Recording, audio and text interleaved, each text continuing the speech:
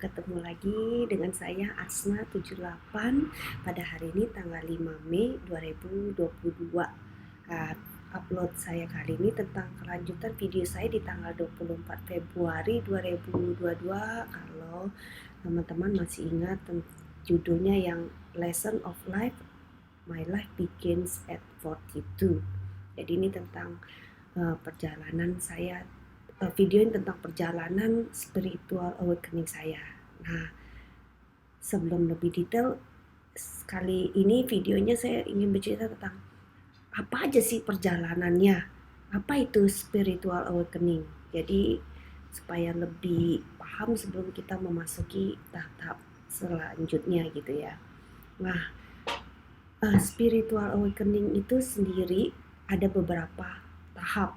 Tahap yang pertama itu tentunya namanya ujian ya, training ujian. Nah, di tahap ini yang saya sudah lalui di video yang tanggal 24 Februari itu sudah saya jelaskan. Jadi di tahap ini ujiannya itu bisa kebangkrutan, sakit yang aneh, berbahaya, bahkan kadang sakitnya yang nggak tahu namanya gitu ya.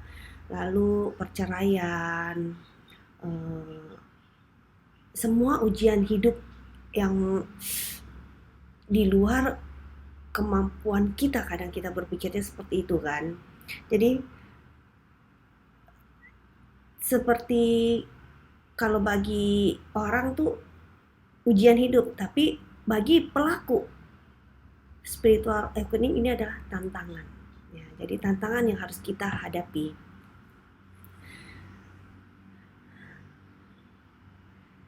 Jadi setelah kita melewati tahap ini, tahap selanjutnya yang akan kita lalui itu adalah aktivasi cakra di dalam tubuh kita, di mana cakra itu kita mempunyai 7 cakra ya kan. Jadi ada yang menyebutnya juga kundalini. Cakra itu mulai terbuka. Nah, saya tidak bahas tentang cakranya lebih detail, tetapi ciri-cirinya, nah pada saat kita mau terbuka cakranya itu ciri-cirinya tuh seperti apa. Jadi misalnya tuh sulit makan atau suka makan. Nah, kalau di saya pribadi, saya suka makan karena ini memang hobi ya, kayaknya hobi hobi dari kecil.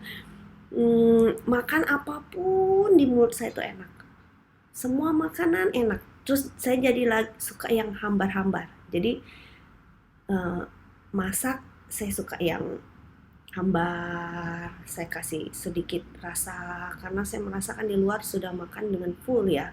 Jadi saya malah menginginkan makanan yang benar-benar rasa orisinilnya, bukan yang bumbu-bumbu. Nah, jadi itu perbedaan yang saya rasakan.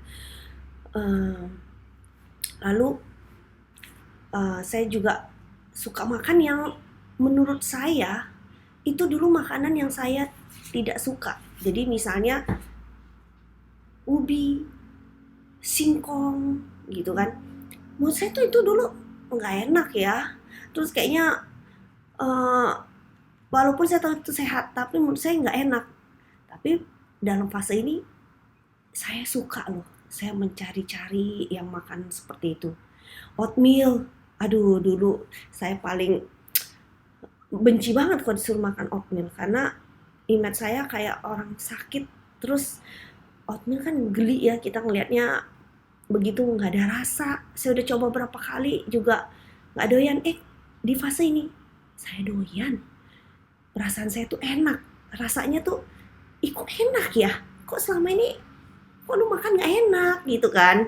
Udah, jadi yang itu salah satu cirinya itu saya suka makan. Jadi tubuh saya melar, ditambah lagi ya memang situasi pandemi kita nggak bisa kemana-mana, saya semua buat sendiri atau semua ya saya otomatis cicip semua. Jadi wah ya udahlah badan saya melar ya kan. Selain itu apalagi sih ciri-cirinya? Nah, suka makan atau males makan, sulit makan. Nah ini suka tidur atau sulit tidur. Nah kalau di fase saya sulit tidur. biasanya saya tuh putri tidur, jadi nggak boleh ketemu bantal, mau dimanapun saya nyenyak. Tapi di fase ini, ya ampun ya Robi, ya Allah, rasanya aduh kalau bisa tidur nyenyak itu ya, aduh kayaknya enak banget. Karena saking saya sulitnya, jadi kehidupan saya kayak bertolak belakang semua. Jadi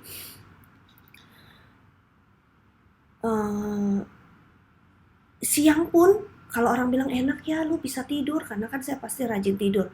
Ini saya nggak bisa tidur gitu kan. Mikir kenapa sih gitu kan. Memang saya mikirin apa eh, urusan lah, masalah lah, ujian lah, tantangan lah. Tapi kan saya sudah terima gitu kan. Tetap nggak bisa tidur gitu kan. Kalau dulu tuh saya orangnya cuek, bodo amat, mau ada masalah, mau sepenting apapun, mau sebahaya apapun, tetap tidur nomor satu. Ini enggak. Jadi kebalikan dari fasenya, saya nggak bisa tidur. Nggak bisa tidur siang, seharian bisa nggak tidur, nih kantong mata juga tambah banyak gitu kan. Terus setiap malam itu pasti bangun. Hmm. Jadi bangunnya ini kadang-kadang ya tiba-tiba mata lu melek sendiri. Lu bayangin lu, tengah malam jam 1 lewat, jam 2, jam 3 lu melek. Terus nggak tahu mau ngapain, sedikit pun nggak ada rasa ngantuk. Karena saya waktu itu kan memang belum mau bermeditasi gitu kan. Jadi saya kadang bolak-balik ke kiri ke kanan, lihat suami tidur ngorok nyenyak, tambah kesel kan. Bukalah drakor, kita nonton drakor. Tak yang ada tambah terang. Akhirnya saya pikir nggak benar ya kan. Terus lihat-lihat lagi apa segala macam. Akhirnya saya turun ke bawah, saya lihat ada apa yang bisa saya kerjain. Kadang saya mau nulis, saya nulis. Dan itu imbasnya besokannya saya pasti lemes. Ya dong, karena kan jam tidur kita kebalik. Dan nggak terima badan kita karena dia lagi berevolusi gitu ya. Jadi aduh menderitanya minta ampun. Besokannya saya bisa tidur seharian gitu kan. Tapi masih belum, ini kan ceritanya saya belum ngeh kan. Proses yang saya jalanin. Jadi saya tanya kenapa sih gitu kan. Tapi tetap begitu dan berbulan-bulan. Kayaknya saya ngalaminnya itu ada kali 3 bulan lebih ya kan. eh saya belum tahu bermeditasi juga waktu itu. Bukannya saya nggak mau meditasi, tapi saya tidak tahu ya kan. Jadi bayangkan betapa menderitanya saya. Terus udah kayak gitu, eh pokoknya di pikiran nih, di otak kita nih, jalan kak pemikiran apa aja nggak stop. Kadang saya, kok bisa mikirin itu? Kan kok nggak mikirin? Udah tidur. Nanti dia ganti lagi bolak balik sampai rasanya pengen marah, kesel. Aduh tapi bagaimana ya nggak bisa tidur, tahu-tahu pagi gitu kan, ya sudah lewat lagi. Dan setiap hari saya saya jalanin aja tuh seperti itu gitu kan.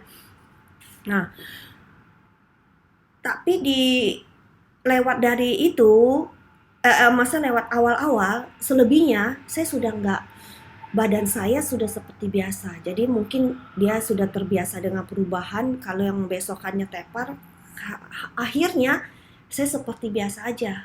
Karena sudah biasa, besokannya aktivitas seperti biasa, sama sekali nggak ngantuk. Kadang ya 2 hari pas ditepar, tapi kadang juga enggak. Jadi pokoknya tuh mulai terbiasa, intinya mulai terbiasa ya. Nah lalu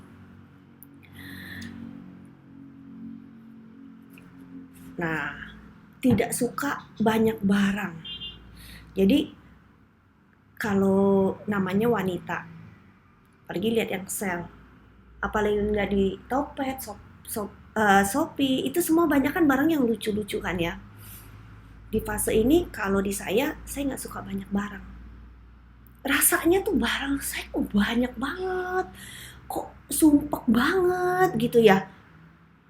Akhirnya tuh yang sedikit saya beresin, saya oper, saya kasih ke tukang sapu di kompleks saya kasih ke mbak, saya kasih ke pegawai, saya tawarin ke teman kalau yang ada ya, yang tentunya yang saya tahu kira-kira dia membutuhkan gitu kan, baik barang anak-anak saya, barang saya. Setelah kita sumbangin itu barang, rasanya seneng gitu, happy, kok rasanya plong, lega, kayaknya tuh enak ya, jadi nggak sumpek gitu. Nah itu yang saya alami.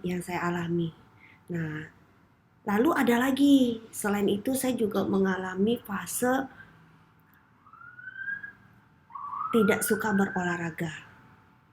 Jadi saya itu penggila olahraga, boleh dibilang penggila olahraga. Jadi dulu tuh saya minimal rajin nge-gym, rajin olahraga.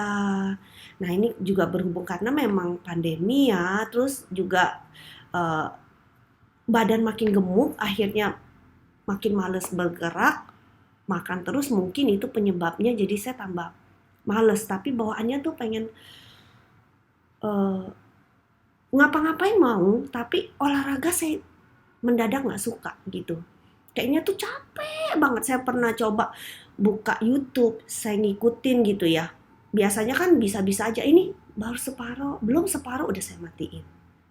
Terus saya udah coba lagi selama pandemi, saya bersepeda. Sebentar juga nggak mau lagi. Jalan kaki, nggak mau, panas. Pokoknya alasannya banyak. Yang bukan diri saya. Kalau dulu tuh kalau untuk olahraga tuh saya excited. Mau panas, mau enggak, mau pagi, tetap saya jabanin gitu. Kalau ini kayaknya nyari-nyari alasan untuk yang sesuatu yang saya nggak mau, memang nggak mau. Akhirnya saya biarin aja. Saya nggak mau paksa lah, mumpung saya nggak mau ya sudah, saya nikmatin aja. Nah, selain itu apalagi ya? Selain itu saya juga melalui fase tiba-tiba suka masak. Nah, mungkin karena kalau diperhatiin ya, kalau di orang-orang juga pada ngomong kan, berkat YouTube jadi bisa masak. Itu juga saya alami. Dari coba lihat kayaknya enak ya, kayaknya simple ya, kita coba-coba. Walaupun nggak sehebat orang, tapi bagi saya pribadi, saya mengalami peningkatan kalau soal di masak ini. Jadi kata tuh yang bukan saya. Yang saya tuh yang nggak mungkin lah saya masuk dapur bisa seharian di dapur gitu. Mau bikin ini, bikin itu, boro-boro nggak kepikiran mungkin gitu kan. Tapi kini ada. Jadi di fase kedua ini setelah kita mengalami ujian, nah di fase kedua ini kan kita akan terbuka cakra kita kan. Itu ciri-ciri yang tadi tuh maksudnya tuh biasa. Yang kalau saya nangkep ya, yang kebalikan dari yang sudah kamu jalani dah gitu. Kalau intinya, kalau menurut saya. Jadi yang suka masak bisa jadi nggak suka masak. Yang suka makan mungkin jadi sulit makan. Pokoknya yang kamu perhatiin dalam kehidupan kamu tuh, gue bukan gini, kok gue gini. Nah itu kalau yang saya nangkep. Jadi yang itu yang saya jalanin ya kan. Nah tapi sudah terbuka apa belumnya kita belum tahu. Itu baru menuju proses ya kan. Proses tentunya kalau tidak didukung dan meditasi ya nggak akan terbuka juga gitu kan. Nah yang ketiga nih, kalau step itu kita bisa lalui ya kan, kita kan akan memasuki step berikutnya. Tetapi kalau tidak bisa melalui tahap pertama dan tahap kedua ini, nah apa yang terjadi? Jadi yang terjadi itu yang kemarin saya ngomong, ada yang bahkan pengen bunuh diri. Nah, terus ya mungkin dia harus membutuhkan konsultasi psikiater dan sebagainya begitu ya. Terus ada juga yang ingin membunuh orang loh. Saking kita tuh bingung ini diri kita atau bukan, jati diri kita bukan. Jadi menurut saya ini bahaya sekali. Kelihatannya simple, orang lihatnya, lu kok gitu aja sih, bisa begitu. Coba lu jalanin kalau nggak percaya gitu kan. Kita di sini bisa, bener, kalau ingin bunuh orang tuh bisa loh. Kayaknya rasanya tuh kok nggak ada orang memahami gua gitu kan. Aduh, pokoknya kalau bisa jangan sampai deh Anda stuck di fase ini ya kan. Terus uh, ya bipolar, jadi kepribadiannya ganda ya kan, bisa ya gitu-gitulah pokoknya. Lama-lama kan itu bisa ngarah ke stres dan depresi, makanya efeknya sangat luar biasa. Terus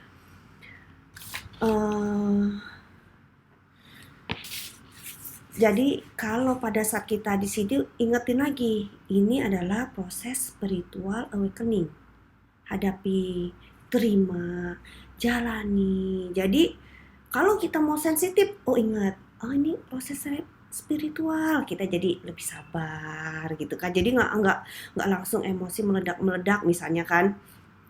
Jadi di sini kita perlu melakukan solusinya, maksudnya itu ya dengan meditasi tadi. Karena untuk kita bisa melewati fase ini, kita bisa melaluinya tuh dengan tidak sesulit, sesusah yang kalau orang yang nggak tahu gitu kan. Nah sayangnya saya setelah lewatin itu saya baru ketemu solusinya. Nah bagi Anda teman-teman yang menonton ini, yang lagi mengalami fase ini, saya harap teman-teman bisa terbantu ya, karena saya sudah memberitahukan Anda solusinya dan lebih baik Anda jalankan gitu. Jadi selain meditasi, Anda bisa menulis kayak tadi seperti saya, ditulis semua, ditulis di jurnal di apa, karena dengan menulis kadang tersalurkan energi kita, hal-hal apa gitu kan. Jadi kadang kayak kilas balik nih, kita baca lagi, kok gue begitu ya, gue dulu begini loh gitu kan. Menurut saya bagus sih, seru ya. Nah lalu ya bisa dengan yang membaca, terus kita harus balik cara pandang kita. Dengan kalau biasa begini, kita harus baliknya seperti apa. Jadi pokoknya lakukanlah semua hal yang bisa membuat diri kita tentunya menjadi lebih baik. Kita bisa melalui fase ini. Terus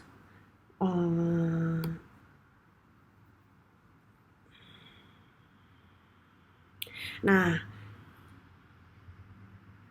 di fase, saya lupa ya, di fase yang satu lagi di atasnya tadi, yang tadi merasa aneh gitu ya, di fase ini tiba-tiba tuh saya lebih menyukai di fase kedua tadi yang akan terbuka cakra kita itu. Ketinggalan ini, saya tuh lebih menyukai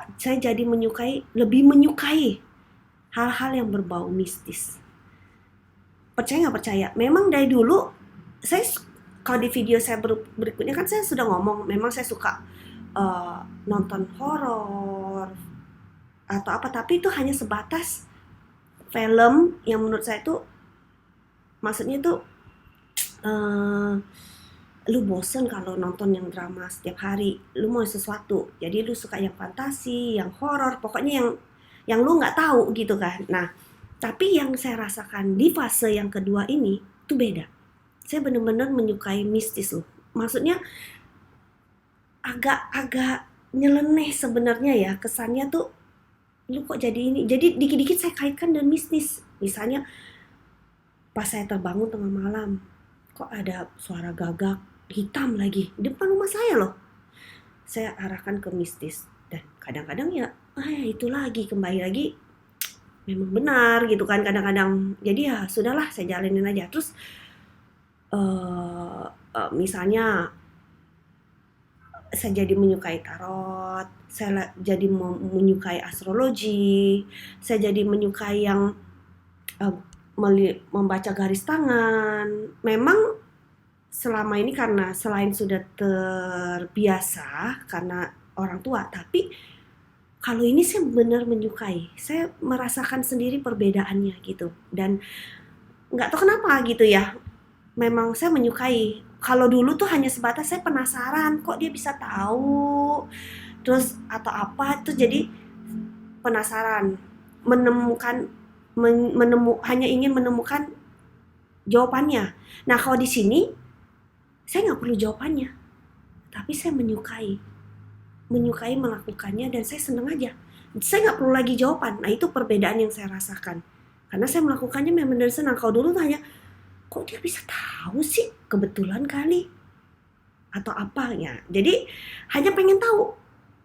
Kalau ini enggak, saya memang suka. Dan saya nggak mau cari tahu kenapa dia begitu. Ini nggak mau. Tiba-tiba nanti ada yang nunjukin aja. Mau melalui tarot lah, melalui inilah, melalui itu yang maksud saya gitu kan. Nah, jadi ingat lagi, pada saat kita melalui fase pertama, tantangan, dan kedua tadi terbuka cakra kita, ingat lagi, lakukan kegiatan yang membuat Anda tidak terpengaruh lah, maksudnya, sehingga bisa melaluinya dengan baik. Jadi tidak melalui fase yang buruk gitu. Jadi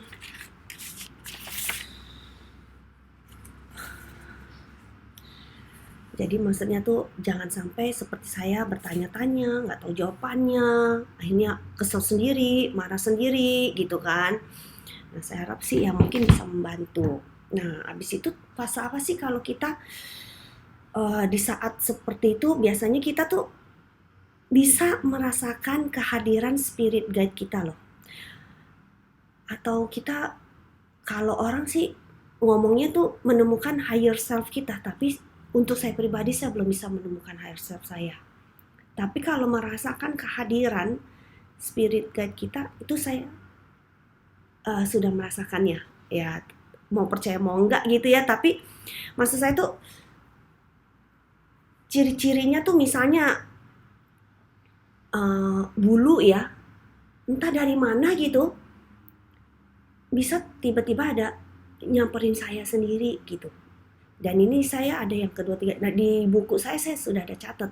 Sedangkan saya lihat ini bulu apa gitu kan. Pohonnya juga nggak ada gitu kan. Kalau misalnya pas memang ada, saya pas kemana itu ada pohon kapas. Nah bulunya dia nyamperin ke saya. Itu saya nggak heran karena ada pohonnya. Tapi itu pun masih bingung. Angin gitu kencang kenapa dia ke saya kan. Nah kalau ini nggak ada pohonnya nggak dapat tiba-tiba bulu ke saya. Jadi saya merasakan kehadiran spirit guide-nya itu pada saat yang kayak seperti itu. Saya merasa kok ini tiba-tiba aneh. Terus saya cari jawabannya, oh ternyata ini kehadiran spirit guide. Nah maksud saya seperti itu. Lalu kedutan. Nah kalau kedutan, ya ampun, itu kedutan saya nih banyak banget. Sampai di buku tuh sampai akhirnya saya nggak catat lagi karena saya dulu pikir itu petunjuk ngasih saya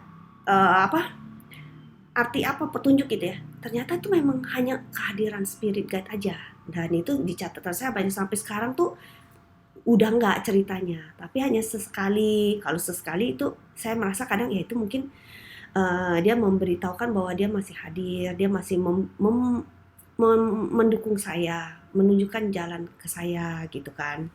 Lalu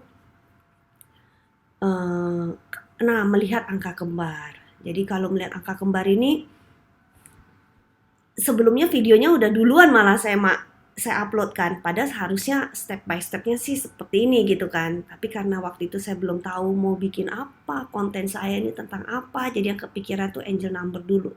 Nah, angel number itu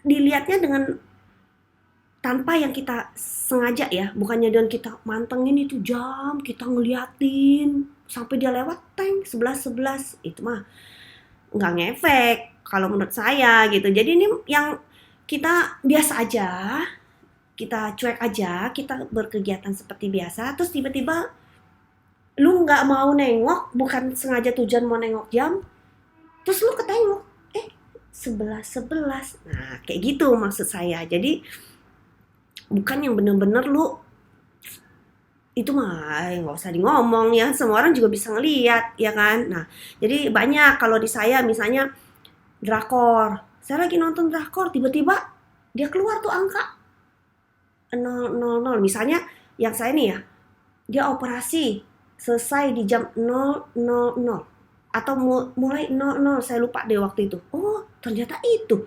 Kok bisa?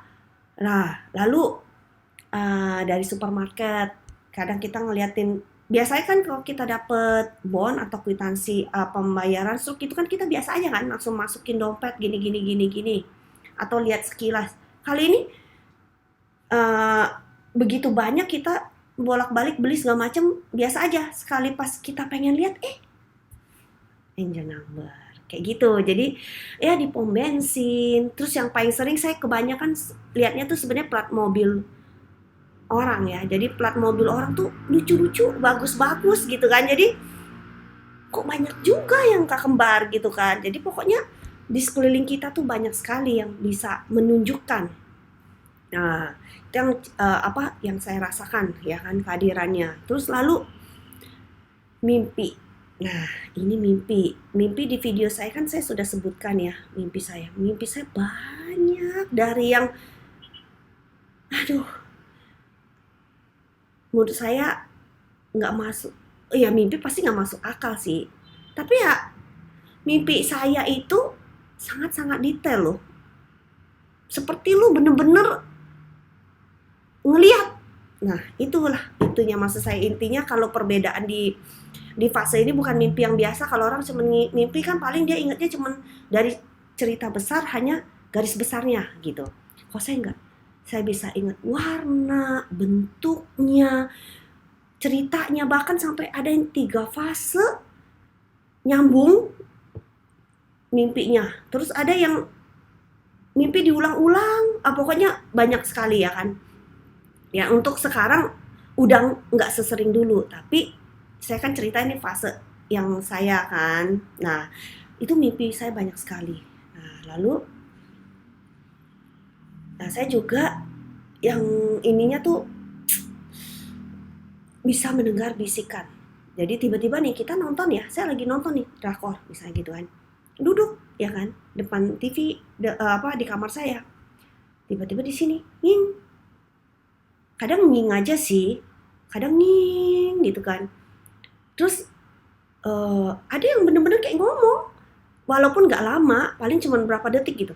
Tapi gimana ngomongnya? Jelas banget kedengaran di kuping saya tuh kayak dia lagi di sebelah saya. Terus bahasanya kita nggak tahu, yang nggak ngerti, tapi saya tahu itu kayaknya lagi ngomong gitu kan, tapi bukan bahasa kita gitu kan. Terus refleks dong, langsung kaget, bangun nengok, biasanya kan nengok, nggak ada orang, ya orang jelas nggak ada gitu kan. Jadi ya itu yang saya alamin gitu kan. Terus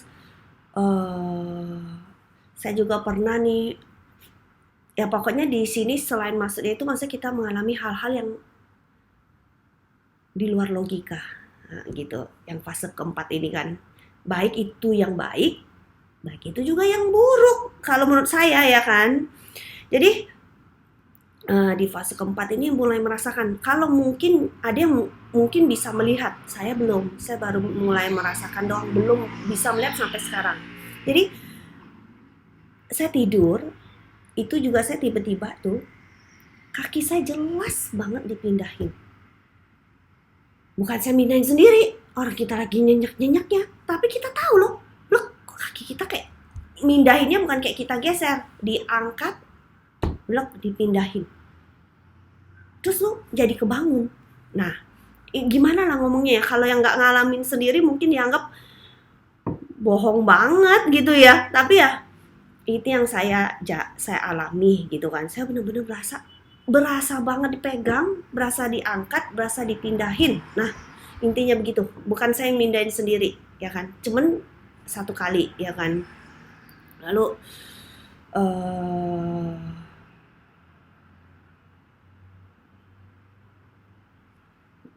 kalau ngelihat sekelebatan bayangan itu mah umum gitu kali ya. Jadi ibarat kata saya ngelihat banget itu, saya lagi di toilet, kadang memang kebiasaan jelek saya itu kan karena saya punya apa namanya tuh wardrobe yang private gitu kan. Jadi saya langsung saya nggak tutup pintunya, jadi depannya itu uh, lemari kamar baju saya gitu. Saya lihat sekali, bayangan itu masuk ke situ dan bentuknya bener-bener orang besar, bahasa berbentuk badan manusia, cuman bedanya hitam.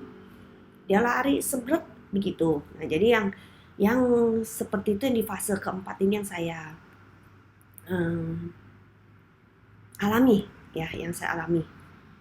Jadi kalau biasanya intuisinya itu kita tajam, itu memang di fase ini juga seharusnya, tetapi biasanya tuh untuk diri sendiri dulu, ya kan, untuk diri sendiri dulu, karena membantu diri sendiri dulu dan baru kita bisa bantu orang orang lain, baru lebih tajam lagi biasanya gitu.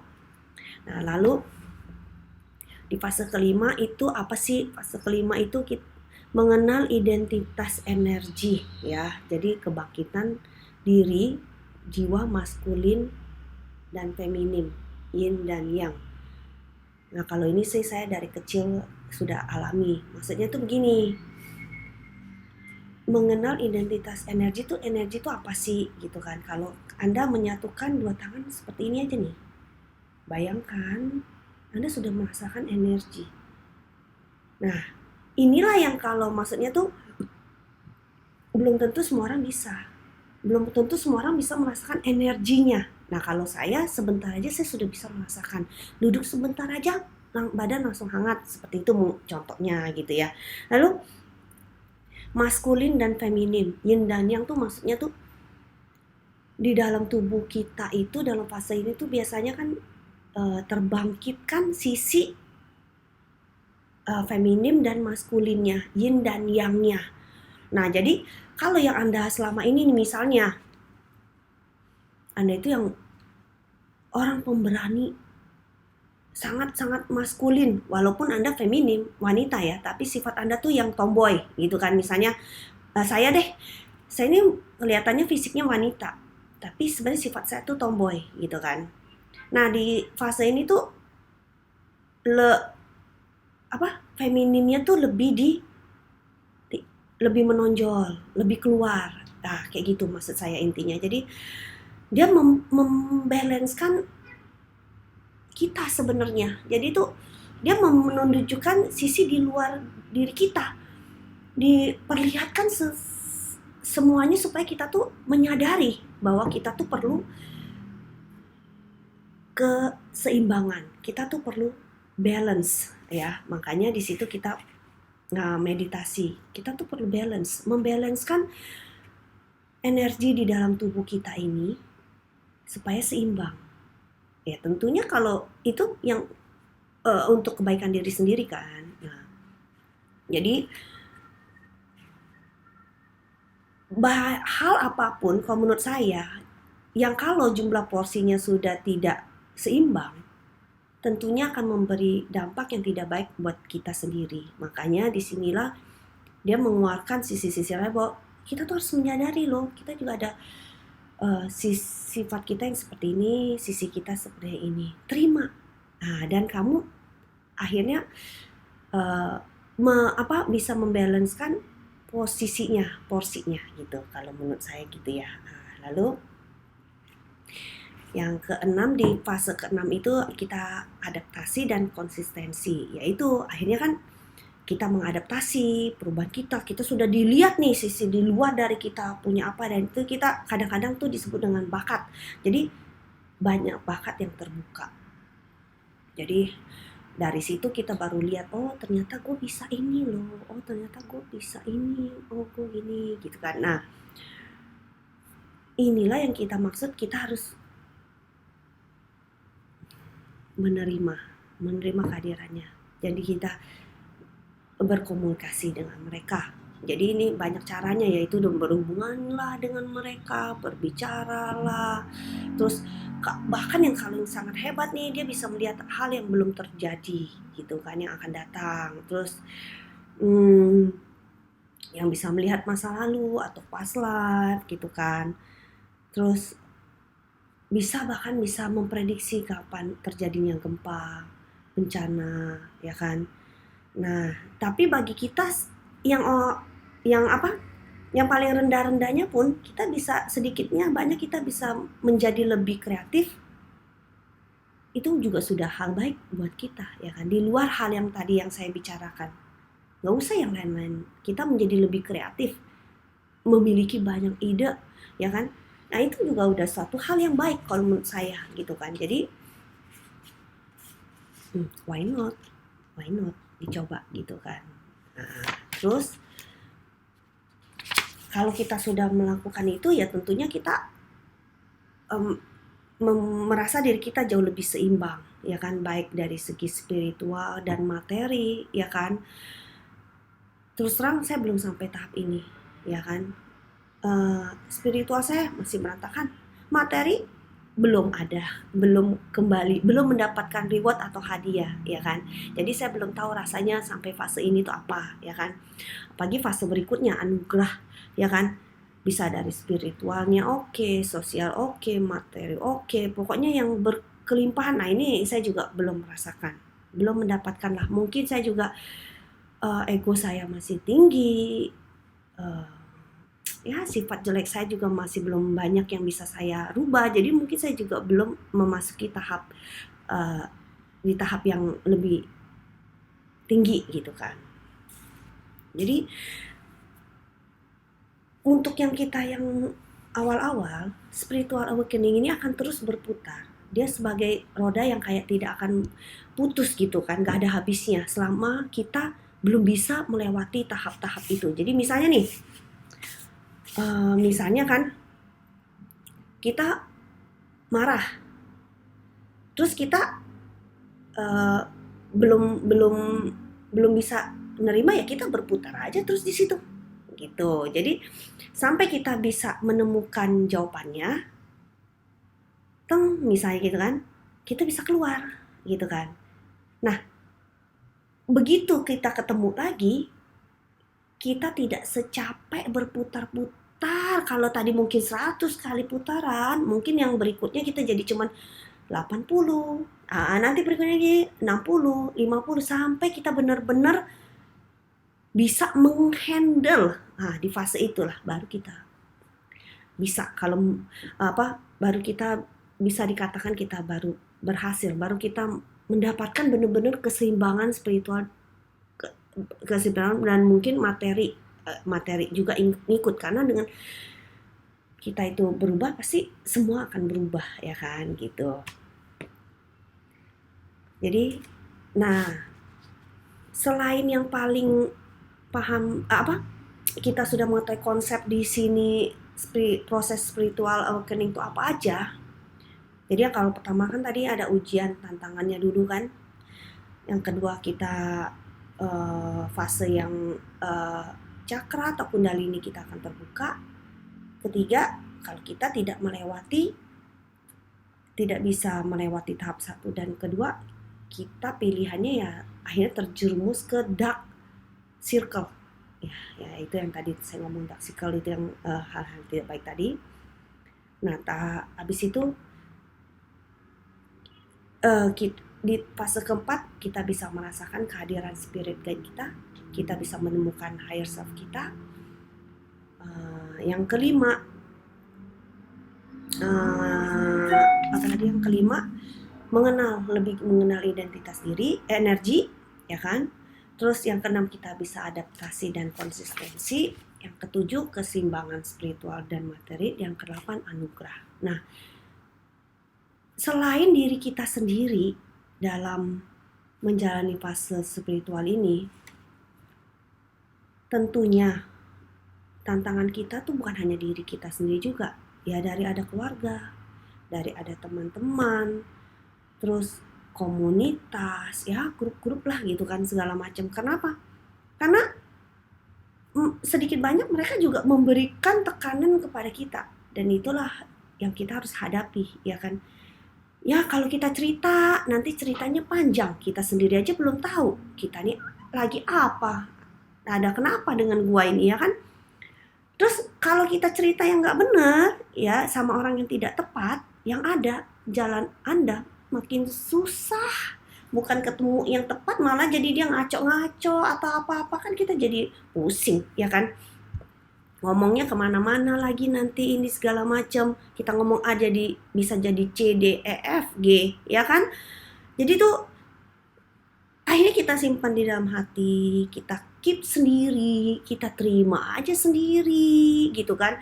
Nah itu juga akhirnya kan ya kalau nggak gila ya bohong gitu kan. Makanya kalau Anda yang sudah bisa melewati tahap ini tuh sangat-sangat bersyukur loh, berkah sekali gitu kan. Karena banyak orang yang tidak bisa melewati tahap ini gitu kan. Nah, tanda-tandanya kalau sudah spiritual awakening itu apa? Nah, kalau tanda-tandanya nih kalau Anda sudah memiliki satu aja, berarti sebenarnya Anda sudah spiritual awakening loh, dan Anda harus bangga gitu kan dengan diri Anda bahwa Anda telah berhasil. Itu apa? Yang satu, Anda akan lebih sibuk memperbaiki diri sendiri atau kehidupanmu daripada kita sibuk mikirin orang lain. Nah, kalau ini saya sudah mengalaminya. Jadi kalau dari ini memang saya orangnya cuek kan, tidak suka yang terlalu bagaimana, saya nggak mau ngegosip, saya nggak mau tahu lah kehidupan orang segala macam gitu kan. Tapi saya rasakan saya selalu kenapa kok gue begini, gue selalu mau jadi lebih baik, gue selalu berusaha mencari jawabannya, selalu berubah, menerima, pokoknya inilah untuk kebaikan kita diri sendiri. Saya nggak mikirin orang lain loh, tapi saya mikirin saya diri sendiri. Saya harus lebih baik hari ini gitu kan daripada hari kemarin. Nah itu selalu yang saya di otak saya gitu. Nah, kedua, tidak takut akan kematian. Kalau ini sih saya memang sebelum mengalami fase ini, saya sudah tidak takut akan kematian. Malah, saya ada ngomong kayaknya ke teman saya, ada beberapa orang, saya cuma bilang, gue sih gak takut ya kalau gue dicabut nyawa gue saat ini juga. Kenapa? Lebih baik gue dicabut tuh pada saat gue memang lagi happy-happynya, lagi bagus-bagusnya. Gue gak menyesal, gue hidup di dunia ini, gue tidak menjahati orang, gue mengisinya dengan hal-hal yang positif gitu kan. Why not? Gue gak takut gitu. Lu gak takut anak lu atau suami? Ya mereka pasti ada hidup masing-masing lah, jalannya masing-masing gitu kan. Tapi ternyata enggak loh, gue masih harus ngalamin fase spiritual awakening ini dulu. Gue masih dilihat orang gue jahat dulu, sifat jahat gue, padahal itu selama ini gue tutup-tutupin gitu kan gimana coba ya kan, ya itu memang sudah jalannya gitu. Jadi kalau sekarang ya gue lebih nggak takut lagi. Toh dulu gue baik aja gue nggak tahu, sekarang ya memang gue manusia biasa. Emang gue siapa? Dewi, Tuhan, bahkan malaikat, bodhisatwa itu yang kita sebut juga masih mempunyai sifat kurang baik. Kok apalagi saya yang cuma manusia biasa? Kalau lu nggak bisa bertemu sama gue, ya sudah gitu loh. Gue cari yang lain susah amat kan. Nah jadi tapi gue tidak takut akan kematian gitu. Cuman bedanya kalau sekarang dicabut, ya sekarang gue harus memperbaiki dulu. Gue harus jangan sampai hal yang jelek gue ditiru orang lain. Itu tujuan gue sekarang. Tapi gue hanya mau menjadi diri gue sendiri. Jadi gue tidak mau pusing lagi dengan yang orang tidak bisa terima dengan gue. Orang yang mau ngatain gue sombong, silakan. Ngatain gue jahat, ya silakan. Inilah diri gue. Gue hanya benar-benar mau yang benar-benar dijalanin aja gitu. Jadi berkata mau sekarang pun dipanggil juga nggak masalah. Jadi itu gue sudah spiritual awakening loh, ya kan. Nah lalu yang ketiga, tidak berpangku tangan kepada orang lain atau mandiri. Oh kalau ini mah gue dari dulu ya kan, selalu gue orangnya paling selalu mandiri, nggak mau ngerepotin orang segala macem. Jadi sadarlah Anda, kalau yang Anda lebih suka memanfaatkan orang lain, Anda belum spiritual awakening tahu. Jadi lakukanlah mumpung Anda masih sehat, dikasih tubuh yang sehat, yang kuat, bisa sendiri, ngapain juga nyuruh-nyuruh orang lain atau minta-minta orang atau berpangku tangan sama orang lain. Kerjain sendiri dong, malu lah, ya kan? Nah, yang keempat, tidak takut akan perpisahan. Kalau saya menangkapnya ini sebenarnya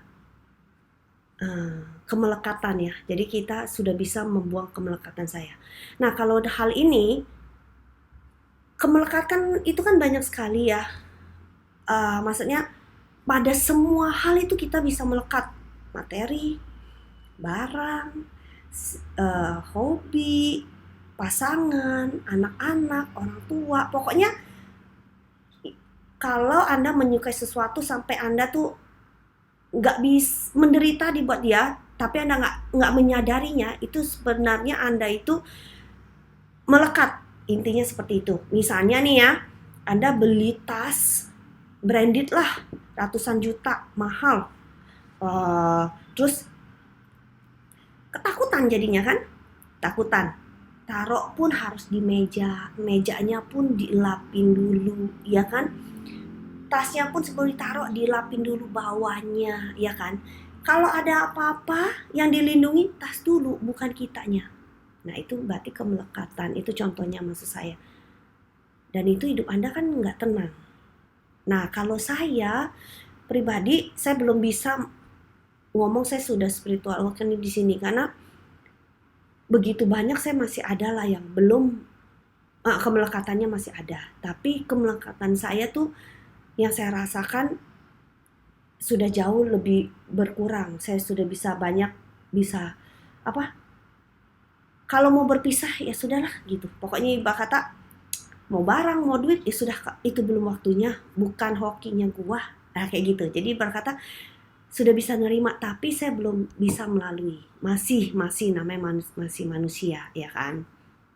Lalu ada kebiasaan buruk akan keluar semua. Wah ini gue udah ya, yang ini semua gue udah nih. Pokoknya kalau Anda yang mengenal saya pasti tahu apa yang saya maksudkan.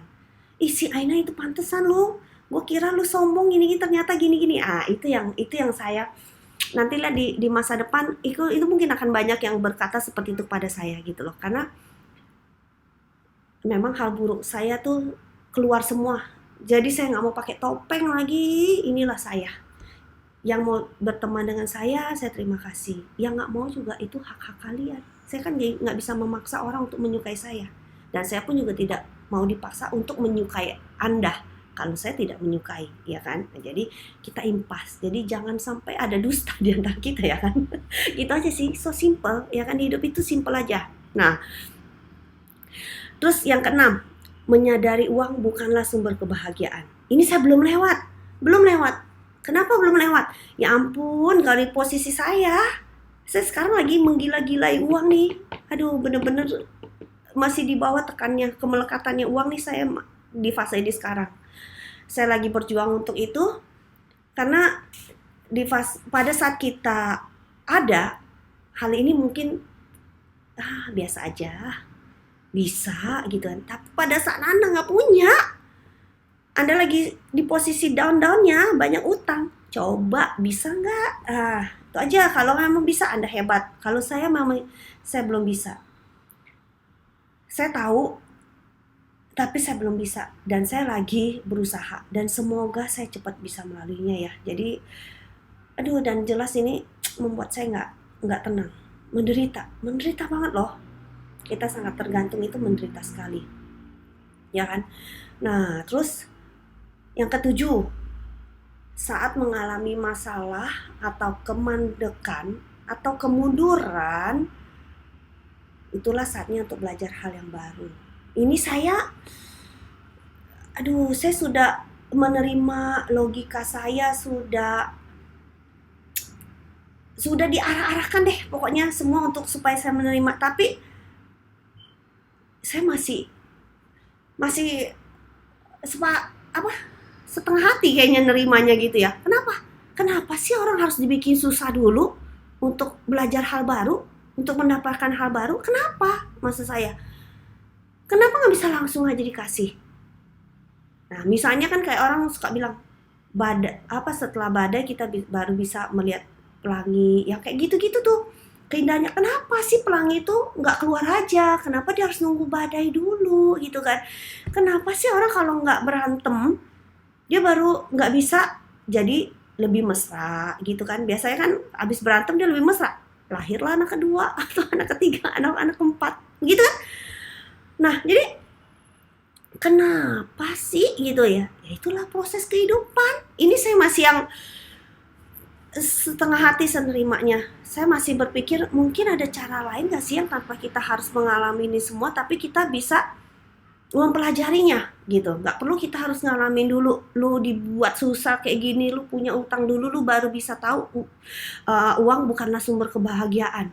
Ada nggak sebenarnya? Kalau itu dari saya lagi cari. Jadi jangan sampai tuh kok kita susah-susah amat sih gitu. Wah, ini saya lagi melawan ya. melawan melawan sesuatu hal yang mm, di luar kemampuan gitu kan. Tapi ya itulah, saya cuma berharap semoga semua orang itu sudah bisa menemukan aturan kehidupan ini dan kehidupan ini. Jadi kita tuh bisa cepet lewatinnya, itu aja intinya sebenarnya kan. Walaupun kadang kita tahu, tapi praktekinnya kan susah. Sampai akhirnya ya mungkin dibikin seperti inilah, mungkin lu gak sadar-sadar sih gitu kan. Nih gue kasih nih begitu kan. Nah itu mungkin ya, ini ya itulah, itu hidup saya gitu kan. Dan sekarang saya sudah coba belajar segala. Dan tanda-tandanya mungkin ada lagi, tapi yang saya tahu tuh mungkin yang seperti ini gitu kan. Jadi ya dijalani lagi seperti biasa, jangan takut, karena sedikit banyak kalau Anda berhasil memang itu adalah memberikan hal baik pada diri Anda. Itu adalah berkah buat Anda. Sekali lagi, itu adalah berkah buat Anda ya. Jadi, dan ingatlah, ini pun akan berlalu. Jadi tetap semangat ya. Sampai jumpa di video saya berikutnya.